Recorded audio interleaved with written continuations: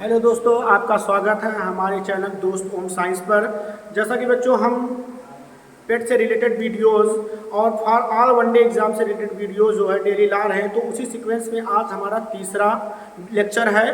और इस लेक्चर में बच्चों हमने कल के लेक्चर में क्या स्टडी किया था कि अंकीय क्षमता में आधारित प्रश्नों को पढ़ा था, जिसमें हमने गुणनखंड में इकाई के अंक को निकालना और घातीय पदों में इकाई के अंक को निकालना पढ़ चुके थे। उसी सीक्वेंस में बच्चों आज हमारा तीसरा टॉपिक है कि फैक्टोरियल पदों में इकाई का अंक ज्ञात करना।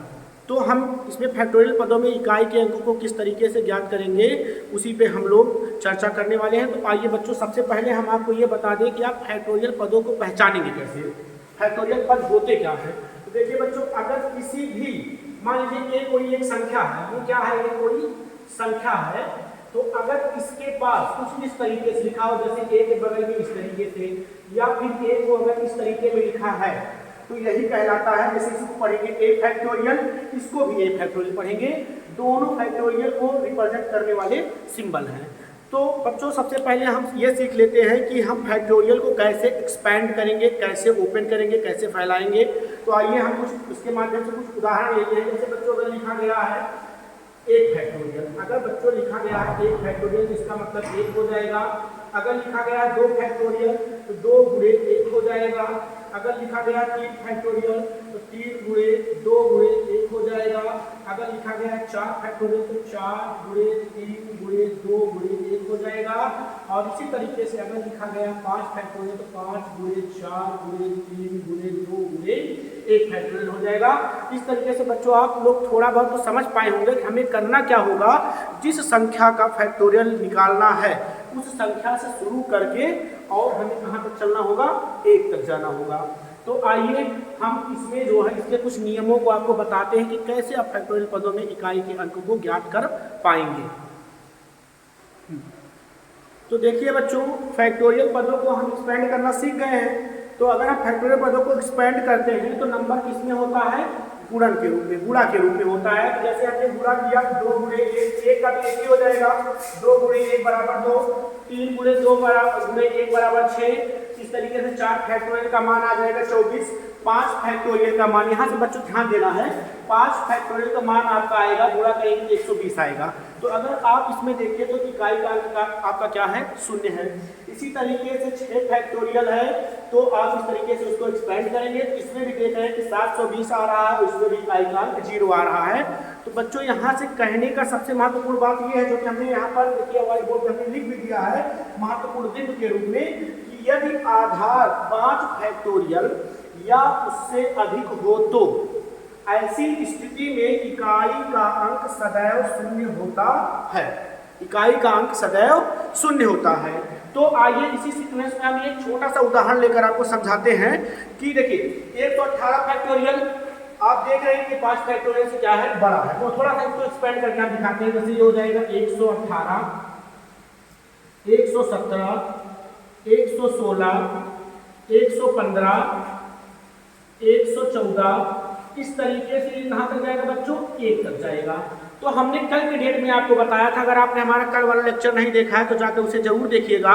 कल की डेट में हमने बताया था कि यदि गुणनफल में 5 के साथ कोई सम संख्या आ जाती है तो वहां पर इकाई का क्या हो जाता है, 0 हो जाता है। तो यहाँ पर भी आप देखेंगे इकाई के 5 और 6 ये दोनों इकाई के स्थान पर देखिए ध्यान से, 5 और 6 इकाई के स्थान पर 5 और 6 मतलब 5 के साथ एक सम संख्या आ रही है। तो यदि हम इनका आपस में गुणा करेंगे बच्चों तो हो जाएगा 5 6 30 और इकाई का अंक क्या बन गया, हमारा शून्य बन गया।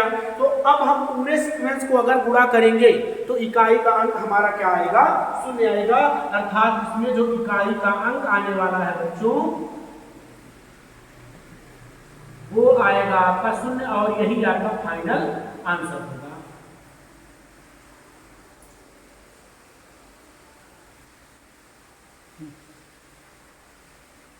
तो आइए बच्चों अब हम आगे बढ़ते हैं और हमने नॉर्मल टर्म में बताया था, जैसे 118 फैक्टोरियल, 119 फैक्टोरियल।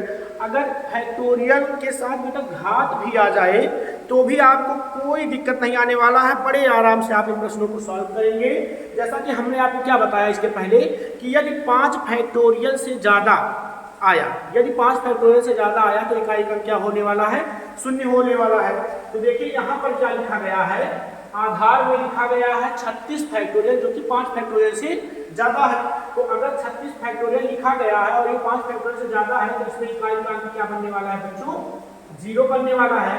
और इकाई का अंक अगर 0 बन गया, इसकी घात भैया कुछ भी हो, इकाई के स्थान पर हमेशा क्या आएगा, 0 आएगा। तो इसमें जो आंसर हमारा आएगा कि इकाई का अंक क्या होगा, तो इसमें इकाई का अंक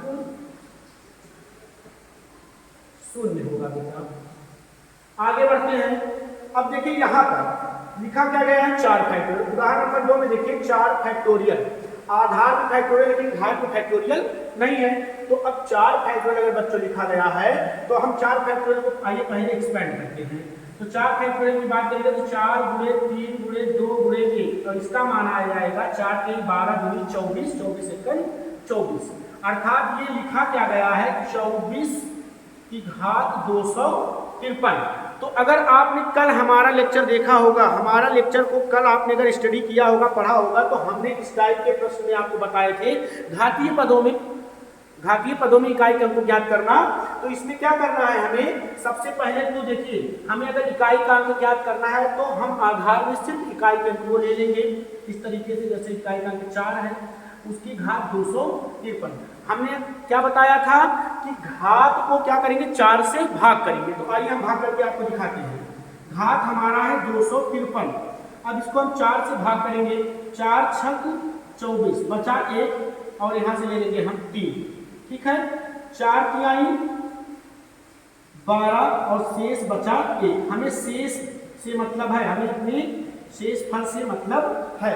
तो यहाँ पर शेष क्या बचा, 1। मतलब जब हम इसे 4 से भाग देंगे तो, और इसका हमें क्या लेना है, इसका शेष लेना है। तो ये बच्चा आगे हो जाएगा 4 की घात, मतलब इस तरीके से इसकी घात बन जाएगी 1, और 4 की घात 1 या किसी भी संख्या की घात 1, मतलब वही संख्या हमें वापस मिल जाएगा।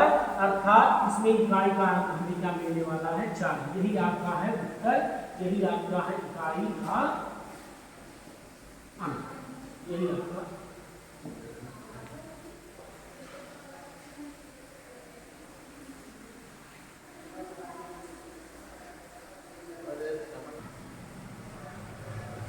आइए बच्चों देखिए, फैक्टोरियल पदों में एक, इसके पहले पहला कंडीशन क्या था हमारा, उसमें क्या होता था भैया कि आधार जो होता था वो फैक्टोरियल में होता था लेकिन घात फैक्टोरियल में नहीं होता था। यहाँ पर क्या होगा, देखिए कंडीशन लिख दिया है, जब आधार सामान्य हो, मतलब आधार में फैक्टोरियल नहीं लगा होगा लेकिन घात में फैक्टोरियल लगा होगा, जैसे कि आप देख रहे हैं। तो इसमें क्या करेंगे, तो देखिए इसका हमने सबसे महत्वपूर्ण चीज यहाँ पर डाल दिया है कि यदि घात 4 फैक्टोरियल या 4 फैक्टोरियल से ज्यादा हो तो घात 4 से पूरा पूरा कट जाएगा भैया। कुछ भी लिखा हो, कुछ भी लिखा हो, अगर घात 4 फैक्टोरियल या 4 फैक्टोरियल से ज्यादा हुआ तो वो 4 से पूरा पूरा कट जाएगा। इस कंडीशन में जब 4 से पूरा पूरा कट जाएगा तो हमने देखिए क्या लिखा है कि इस स्थिति में घात को शून्य ना समझकर, शून्य ना लेकर, घात को शून्य ना लेकर हम क्या मानेंगे, घात को 4 मानेंगे। तो आइए देखते हैं इसमें हम सबसे पहले क्या करते हैं कि आपका लिखा गया है 283। देखिए घात, आधार तो सामान्य है लेकिन घात किसमें है, फैक्टोरियल में है। तो इसका हम इस पे इकाई का अंक ले लेंगे। इसका सबसे पहले तो इसका इकाई का अंक हुआ 3, इसके इकाई का अंक क्या हुआ बच्चों, 3। अब देखिए घात हमने क्या कहा, तो 4 फैक्टोरियल से ज्यादा है, 4 फैक्टोरियल से ज्यादा है मतलब कितना है, 35 फैक्टोरियल, और 35 फैक्टोरियल 4 से पूरा पूरा कट जाएगा। ठीक है, कैसे कटेगा इस चीज को हम आपको समझा देते हैं। देखिए जैसे 35 फैक्टोरियल को भैया आप ओपन करेंगे तो इसमें आपका 35, 34 इस तरीके से कहीं न कहीं आपको क्या मिलेगा, 4, 3, 2, 1। तो 4 से काटेंगे लेकिन 4 से 4 कट जाएगा, मतलब एक बार तो जरूर ही कट जाएगा वो 4 से। इस तरीके से 4 से अगर कट जाएगा वो पूरा पूरा, तो इस कंडीशन में हम यहाँ पर शून्य ना मानकर क्या मानेंगे, घात 4 मानेंगे। तो चलिए अगर हम इसको 3 बार ओपन करेंगे तो देखिए 3 गुणे 3 गुणे 3 गुणे 3, तो 3 3 का 9, 9 3 27, 27 तिया 81। इस सीक्वेंस में हमारा जो इकाई का अंक आ जाएगा वो आपका आ जाएगा 1। यही हमारा उत्तर है। अगला प्रश्न देखिए भैया, अगले प्रश्न में भी वही है कि इस बार क्या है कि हमारा आधार सामान्य है लेकिन घात फैक्टोरियल में है। तो चलिए वहां पर हम क्या करेंगे, सबसे पहले तो हम ले लेंगे इसको आधार को। आधार लिया हमने, तो आधार में देखेंगे इकाई का अंक क्या है, आधार में इकाई का अंक भैया 4 है, 4 ले लिया हमने। और अब हम 455 को देखिए डिवाइड करते हैं 4 से, तो 4 एकम 4 पूरा कर देंगे, यहाँ से लेंगे हम 5, 4 एकम 4 बचा 1, फिर से हम यहाँ पर लेंगे 5 और होगा 4 तिहाई 12, 4 तिहाई 12, तो बचेगा कितना बच्चों, 5 में से 2 निकलेगा 3, मतलब शेष कितना आया 3 बचा। नहीं भैया, यहाँ पर हमने मिस्टेक किया, ध्यान दीजिएगा, यहाँ पर हमसे छोटी सी मिस्टेक हुई। हमने जो बताया था आपको नियम, उसके अकॉर्डिंग या 455 फैक्टोरियल पूरा 4 से कट जाएगा। तो अगर पूरा 4 से कट जाएगा तो हम यहाँ पर घात को क्या मानेंगे, 4 मानेंगे। तो आगे देखिए क्या हो जाएगा, ये 4 की घात यहाँ पर 4 हो जाएगा और हम 4 को 4 बार मल्टीप्लाई करेंगे। देखिए तो 4 चौक 16, 16 चौका 64 और 64 चौका होता है 256, 256 मतलब इकाई का अंक जो हमें मिल जाएगा भैया वो हमारा मिल जाएगा 6। ये हमारा आंसर होगा।